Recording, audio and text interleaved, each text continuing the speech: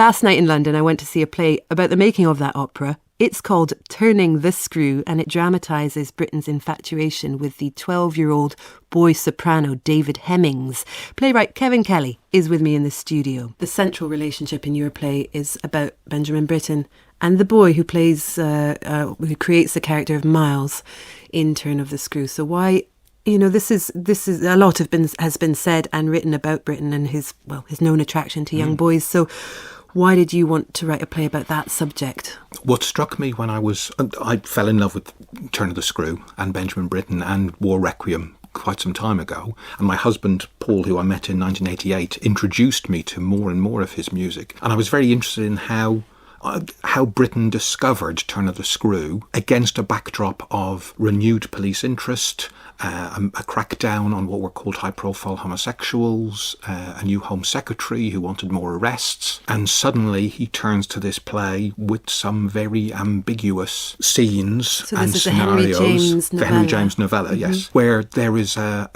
potential seduction going on, some sort of corruption of innocence, a very dangerous play, and many of the people around Britain warned him, this is something that we, especially now, you should not be talking about. Now, given that he was already under suspicion, as it were. Yeah, it was clear that the relationship between him and Peter Pears was more than just a professional relationship, and yet he works on an ambiguous opera. And what happens in the end? Well, in the end, Miles, the boy, he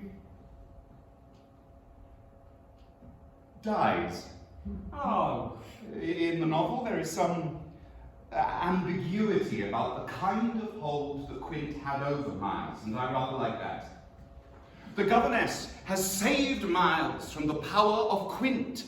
He's free from corruption, and has retained his innocence.